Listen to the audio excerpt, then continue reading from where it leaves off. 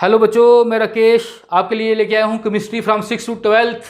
आज हम कर रहे हैं 7th क्लास का 6th चैप्टर फिजिकल और केमिकल चेंज की कौन सी एक्सरसाइज 6.3 और 6.4। 6.3 में हम पढ़ेंगे रस्टिंग ऑफ आयरन और 6.4 में हम पढ़ेंगे क्रिस्टलाइजेशन।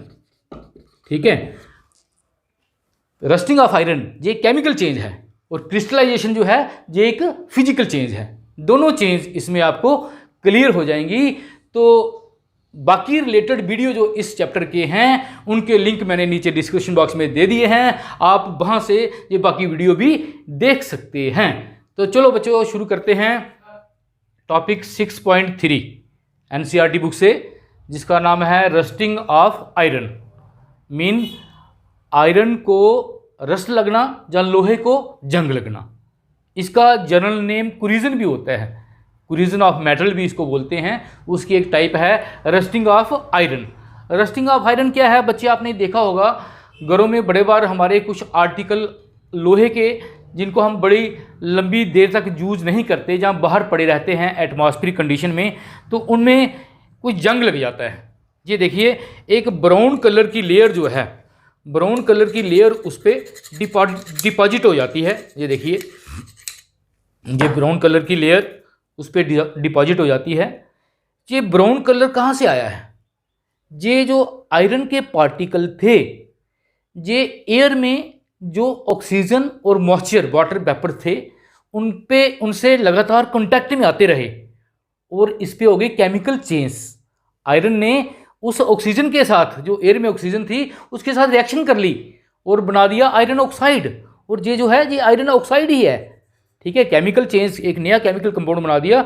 और आस्ता आस्ता अगर इसको प्रिवेंट नहीं किया गया तो ये कुछ टाइम के बाद ये आयरन जो है ये पूरा ख़राब हो जाता है और पूरा जो है रस्ट में चेंज हो जाता है। तो आइए बच्चे अब हम देखते हैं कि आयरन आर्टिकल जो हैं ये कैसे रस्टिंग इनको कैसे लगती है। तो ये आयरन आर्टिकल जो होते हैं ये ऑक्सीजन के कांटेक्ट में आते रहते हैं लगातार। कौन सी ऑक्सीजन? एयर में से, जो एयर में एटमॉस्फेयर में ऑक्सीजन है उससे रिएक्ट होते रहते हैं और रिएक्ट होके बन जाती है रस्ट। रस्ट कुछ और नहीं है, रस्ट हमारा केमिकल कंपाउंड है जिसका नाम है आयरन ऑक्साइड। तो इसको अगर आप केमिकल रिएक्शन की फॉर्म में, सिंबल की फॉर्म में लिखना चाहे तब भी आप दिखा सकते हैं। अगर नहीं ऐसा भी लिखते तब भी ठीक है। अगर सिंबल की फॉर्म में लिखें तो हम ऐसे लिखेंगे, आयरन का सिंबल होता है Fe, ऑक्सीजन O2। कहाँ से है ऑक्सीजन? एयर से, एटमॉस्फेयर से। ये आस्ता आस्ता स्लो प्रोसेस है, तो आपस में रिएक्ट होते रहते हैं और रिएक्ट होके बन जाता है आयरन ऑक्साइड। हमें पता है ऑक्सीजन से जब मेटल रिएक्ट होती है तो उसको ऑक्साइड बोलते हैं। तो ये आयरन का ऑक्साइड बन जाता है जो कि हमारी रेस्ट है। यही जो ब्राउन कलर की जो लेयर है ये यही है आयरन ऑक्साइड। ठीक है, तो आयरन ऑक्साइड जो है इसकी प्रॉपर्टी इन दोनों से बिल्कुल क्या है? अलग है। आयरन ऑक्साइड अब आयरन नहीं है, ये आयरन की तरह काम नहीं करेगा, तो ये इसकी बिल्कुल प्रॉपर्टी चेंज होगी। It mean the formation of iron oxide या rust from iron and oxygen is a chemical change.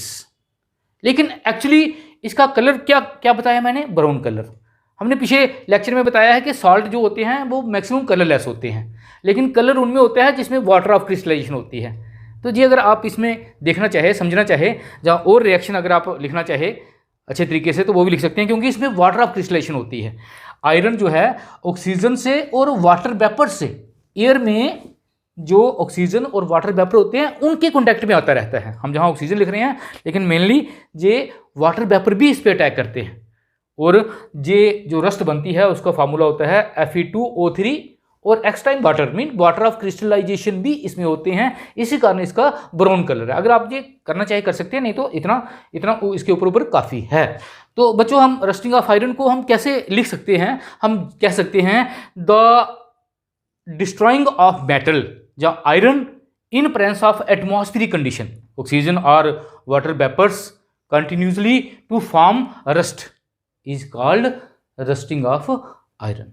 और रस्टिंग ऑफ आयरन जो है जितने वाटर वेपर्स ज़्यादा होंगे एयर में, जहाँ ऑक्सीजन ज़्यादा होगी उतनी ही ये रस्टिंग ज़्यादा होगी। जैसे आपने देखा है बरसात के दिनों में ये रस्ट ज़्यादा लगती है लोहे के आर्टिकल्स को। अब बच्चे आगे हम देखेंगे कि इन आयरन आर्टिकल को अगर आपने बचाना है जंग लगने से, रस्टिंग से, तो कैसे, कौन से मेथड आप अप्लाई कर सकते हैं। मीन हम करेंगे prevention of rusting of iron. तो बड़े सारे इसमें मेथड हैं, लेकिन हमारी क्लास के लेवल में जो 2-3 मेथड हैं मेन, वो आपको मैं बताता हूँ। एक है, पहला है ग्रीसिंग। ग्रीसिंग मीन उस पर आपने क्या करना है, आयरन आर्टिकल पे ऑयल या ग्रीस की लेयर आपने चढ़ा देनी है। इसकी रस्ट बिल्कुल साफ करके इस पर ऑयल या ग्रीस की लेयर चढ़ाने से क्या होगा, जो एयर जहाँ वाटर वेपर्स का कांटेक्ट है इससे वो टूट जाएगा और इस पे वो रिएक्शन नहीं करेंगे और ये रस्ट होने से बच जाएगा। दूसरा है पेंटिंग। पेंट कर देना है, जो आयरन के आर्टिकल है उनको पेंट कर देना। हमने देखा है घरों में जो आयरन के आर्टिकल होते हैं तो उनको क्या किया होता है, पेंट किया होता है। ठीक है, जहाँ साइकिल वगैरह के जो आपने देखे हैं लोहे के पार्ट हैं उनको पेंट किया होता है। तो पेंट करने से भी क्या होता है, वो जो कॉन्टैक्ट है एयर का और आयरन का वो ब्रेक हो जाता है और जब तक पेंट वहाँ रहता है आयरन को जंग नहीं लगता है, वो बचे रहता है। और तीसरा जो है केमिकल मेथड हमारा, that is galvanisation. It is very important method, बड़ी बार इसको पूछते भी हैं। गैल्वेनाइजेशन क्या है बच्चे, इसमें हम क्या करते हैं, galvanisation is a process in which one metal is coated with another metal, more reactive metal का कोट इस पर चढ़ा देते हैं। जैसे फॉर एग्जाम्पल ये आपके पास आयरन का पीस है, ये देखिए आयरन का पीस है, इसको गैल्वेनाइजेशन आपने करना है तो इस पे आप जिंक मेटल जो है इसका एक कोट इस पे चढ़ा देंगे। जिंक मेटल जो है, जिंक मेटल का इस पे कोट हम कोटिंग कर देंगे। जिंक मेटल की कोटिंग क्यों करेंगे, क्योंकि zinc is more reactive than iron. Zinc जो है आयरन से ज़्यादा जल्दी रिएक्शन करती है। जिंक कहती है कि ऑक्सीजन और वाटर वेपर को जो बोलती है कि जब तक मैं हूं आप आयरन पे रिएक्शन नहीं कर सकते, आपको मैं आयरन पे रिएक्शन नहीं करने दूंगी, मैं खुद ऑक्साइड बना दूंगी। जो ऑक्साइड आप आयरन से बना रहे थे वो मैं आपको वहां तक नहीं पहुंचने दूंगी। ऑक्सीजन आप मेरे पे अटैक कर सकते हो, मेरे ऑक्साइड बना सकते हो। जिंक अपने आप को तबाह करती जाती है, सेक्रीफाई करती जाती है, लेकिन आयरन को बचा लेती है। इस गैल्वेनाइजेशन को हम सैक्रिफिशियल प्रोटेक्शन भी बोलते हैं। जब तक जिंक की लेयर ऊपर रहेगी तब तक जो है आयरन को नुकसान नहीं होगा। तो therefore the galvanization is a process in which the iron article are coated with more reactive metal like zinc. ठीक है बच्चों, तो इस तरीके से हम आयरन आर्टिकल को रस्टिंग से बचा सकते हैं। अब बच्चे एक्स्ट्रा जैसे ऐड टू योर नॉलेज अगर आपको बताएं इस टॉपिक में, तो आपने अगर सुना होगा कि दिल्ली कुतुब मीनार के पास ही साथ ही एक आयरन पिलर है। अगर आप कभी दिल्ली गए हो, जब मौका मिला है देखने का, नहीं मिला तो ज़रूर देखना, या नेट पे देख सकते हो। आयरन पिलर है जिसकी हाइट लगभग 7 मीटर है, जिसका वेट लगभग 6000 किलोग्राम है और उसको बने हुए लगभग 1600 साल हो गए हैं, लेकिन उस आयरन के पिलर को बिल्कुल भी जंग नहीं लगा है, रस्टिंग नहीं होता। वो दुनिया में कोई भी ऐसा आयरन नहीं है जो एटमॉस्फेयर कंडीशन में है और उसको रस्ट ना हो, जंग ना लगे। साइंटिस्ट, बाहर के देशों के भी साइंटिस्ट आते हैं और उसको देख के हैरान होते हैं कि ये आयरन पिलर जो है 1600 सालों से ये खड़ा है, बारिश और एयर में एटमॉस्फेयर कंडीशन के बीच में है, लेकिन इसको बिल्कुल भी रस्ट नहीं लगा हुआ है। लेकिन अभी तक ये एक विषय बना हुआ है साइंसदानों के लिए कि इसमें ऐसा क्या है। कानपुर IIT वालों ने एक शोध किया है कि इसको बनाते वक्त शायद इसमें लोहे के साथ फास्फोरस का प्रयोग किया गया है, लेकिन फास्फोरस की डिस्कवरी तो हेनिंग ब्रैंडेंट जर्मन साइंटिस्ट ने 1669 लगभग 350 साल पहले की। ये पिलर तो 1600 साल पुराना है। इसका मतलब है कि हम इंडियन तो बड़ी पहले से ही फास्फोरस का प्रयोग करना शुरू हो गए थे। तो है ना एक इंटरेस्टिंग फैक्ट। और मेरा भारत 6.4 दैट इज क्रिस्टलाइजेशन। तो क्रिस्टलाइजेशन क्या है बच्चे, ये एक फिजिकल चेंज है। अभी तक हमने ज़्यादा केमिकल चेंज पढ़ी, ये एक फिजिकल चेंज है। आपको पता है जो हमारा नमक है जो किचन में हम यूज़ करते हैं, टेबल साल्ट, ये कहाँ से बनता है? ये बनता है समुंदर से। समुद्र के पानी में बड़ा सारा नमक होता है, तो उस समुद्र के पानी को समुद्र के किनारे वेट बनाए होते हैं उनमें डाल देते हैं, तो सूरज की रोशनी से वो पानी इवेपोरेट हो जाता है और जो नमक के क्रिस्टल हैं वो उस वेट में नीचे बैठ जाते हैं, फिर उसको प्यूरीफाई करते हैं फैक्ट्रियों में और नमक में चेंज हो जाता है। तो आज वही क्रिस्टलाइजेशन हम आपको सिखाएंगे। हम करेंगे crystallization of copper sulphate. Copper sulphate हमने पीछे भी पढ़ा था, ये ब्लू कलर का होता है, नीला थोथा इसे बोलते हैं, ये आपको बाजार से भी मिल सकता है। अब कॉपर सल्फेट जो हमने लाया है उसमें इम्प्यूरिटीज़ हैं, तो क्रिस्टलाइजेशन करके हम उसको प्योर फॉर्म में चेंज कर सकते हैं। उस कॉपर सल्फेट को हमने पाउडर फॉर्म में कर लेना है। तो आपने एक बीकर लेनी है या कंटेनर लेना है, उसमें डालना है वाटर और उसमें थोड़ा सा डालना है सल्फ्यूरिक एसिड। सल्फ्यूरिक एसिड क्यों डालना है? क्योंकि जो डिसोलेशन प्रोसेस है, जो कॉपर सल्फेट को डिसॉल्व करना है, वो प्रोसेस थोड़ी फास्ट हो जाती है, आसानी से डिसॉल्व हो जाता है। अब जो पाउडर आपने लिया है उस पाउडर को आपने इस पानी के बीच में डिसॉल्व करते जाना है, हिलाते जाना है, डिसॉल्व करते जाना है, डिसॉल्व करते जाना है। आपने देखना है अब मैक्सिमम सॉल्ट जो है कॉपर सल्फेट इसमें डिसॉल्व हो गया है, अब और डिसॉल्व नहीं हो रहा है। अब इसको सॉल्यूशन को थोड़ा गर्म करना है, इसको थोड़ा हीट करना है, गर्म करना है, और गर्म करने पे आप देखेंगे कुछ और क्वांटिटी ऑफ कॉपर सल्फेट जो है, साल्ट जो है, वो भी इसमें डिसॉल्व होना शुरू हो गया है। गर्म करने के बाद जितना कॉपर सल्फेट आप डिसॉल्व कर सकते हैं आपने डिसॉल्व कर लेना है। उसके बाद आपने इस सॉल्यूशन को छोड़ देना है 1, 2, 3, 4 घंटे के लिए ठंडा होने के लिए। तो आप क्या देखेंगे, कॉपर सल्फेट के क्रिस्टल, कुछ एक्स्ट्रा कॉपर सल्फेट जो था, जो उसमें डिसॉल्व था, उसके एक लेयर जो है जहाँ तो पानी के ऊपर बन जाएगी, जहाँ कुछ लेयर जो है ये बॉटम पे बैठ जाएगी। तो ये जो है they are crystal of copper sulphate. ये क्या है? कॉपर सल्फेट के क्रिस्टल होंगे प्योर फॉर्म में। इसको बोलते हैं, इस मेथड को बोलते हैं क्रिस्टलाइजेशन। जो इम्प्यूरिटीज होंगी वो इसमें नहीं आएंगी, सिर्फ जो प्योर कॉपर सल्फेट होगा वो इसमें आएगा, इम्प्यूरिटी इस सॉल्यूशन में डिसॉल्व हो जाएंगी। This is a physical process, क्योंकि कॉपर सल्फेट था, कॉपर सल्फेट ही रहा, सिर्फ हमने प्यूरिफाई किया है उसको, तो क्रिस्टलाइजेशन इसको बोलते हैं। आपने बच्चे ये देखा है, ये घरों में हम यूज़ करते हैं जिसको मिश्री बोलते हैं, इसका नाम ही होता है क्रिस्टल शुगर। शुगर से ही ये बनती है, लेकिन ये क्रिस्टल फॉर्म में ही बनाई जाती है।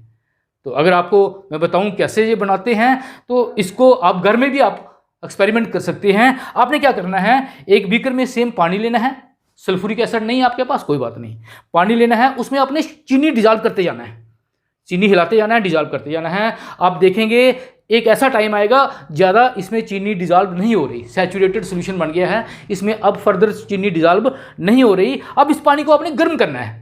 अब गर्म करने पे आप देखेंगे और भी शुगर इसमें डिसॉल्व हो जाएगी।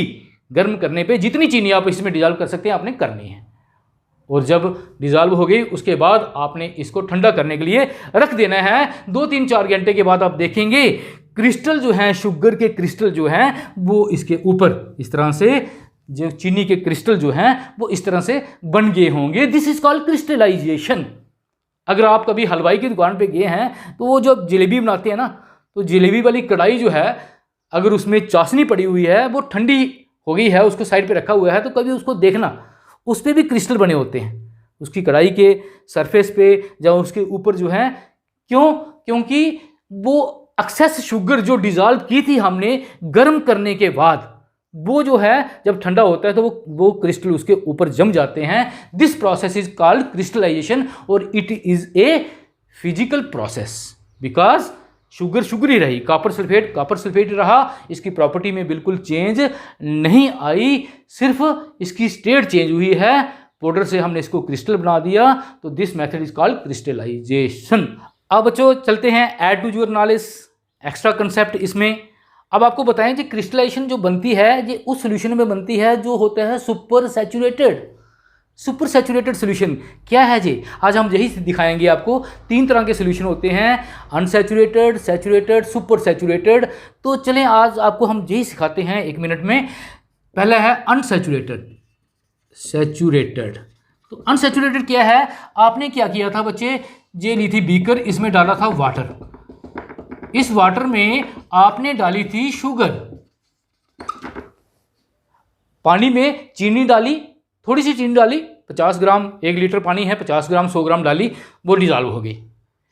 अब लेकिन अभी इस पानी में और भी शुगर डिजॉल्व हो सकती है, जब ये और शुगर डिजॉल्व हो सकती है उस टाइम हम बोलते हैं unsaturated solution, unsaturated solution, the solution in which more of sugar can be dissolve, और शुगर डिजॉल्व हो जाती है अभी, तब वो होता है अनसैचुरेटेड। लेकिन उसके बाद हमने क्या किया, और शुगर डिजॉल्व की, इसमें टेम्परेचर आपने चेंज नहीं करना, हीट नहीं करना है इसको, उसी टेम्परेचर पे, रूम टेम्परेचर पे रखना है, इसमें और शुगर डिजॉल्व की, आप करते गए शुगर डिजॉल्व, लेकिन एक टाइम ऐसा आया अब और शुगर डिजॉल्व नहीं हो रही, रूम टेम्परेचर पे, जिस टेम्परेचर पे आपने रखा है, अब इसमें शुगर और डिजॉल्व नहीं हो रही, अब ये सॉल्यूशन बन गया है सैचुरेटेड, सैचुरेटेड सॉल्यूशन बन गया है बच्चे। सैचुरेटेड सॉल्यूशन क्या होता है, the solution in which no more sugar can be dissolve, या सल्यूट बोल सकते हैं, जिसमें और सल्यूट डिजॉल्व नहीं होता at a particular temperature, is called saturated solution. ये सैचुरेटेड हो गया। अब तीसरा है सुपर सैचुरेटेड। सुपर सैचुरेटेड क्या होता है बच्चे, जिसमें बनते हैं क्रिस्टलाइजेशन जिसमें होती है। अब इस सॉल्यूशन में शुगर और डिजॉल्व नहीं हो रही, सैचुरेटेड हो गया है, लेकिन अगर इसको गर्म करते हैं, इसका टेम्परेचर थोड़ा इंक्रीज करते हैं, तो फिर आप इसमें और शुगर डिजॉल्व कर सकते हैं। तो टेम्परेचर इंक्रीज करने पर जो शुगर इसमें डिजॉल्व की, अब ये सॉल्यूशन बन गया super saturated. Super saturated solution is those in which more of solute is added by heating. अब इस सुपर सैचुरेटेड सॉल्यूशन को अगर आप ठंडा करेंगे तो वो जो एक्सेस शुगर आपने डिजॉल्व की थी टेम्परेचर इंक्रीज करने पे, वो ठंडी होने पर उसके क्रिस्टल बन जाएंगे और वो ऊपर क्रिस्टल फॉर्म में आ जाएगी। इसका मतलब है कि जो क्रिस्टलाइजेशन होती है वो बनती है सुपर सैचुरेटेड सॉल्यूशन में। तो ऐसे ही फैक्ट जानने के लिए और केमिस्ट्री को आसान करने के लिए बच्चे हमारे चैनल को सब्सक्राइब करें, वीडियो को लाइक और फ्रेंड्स में शेयर करें। आज के लिए इतना ही, थैंक यू।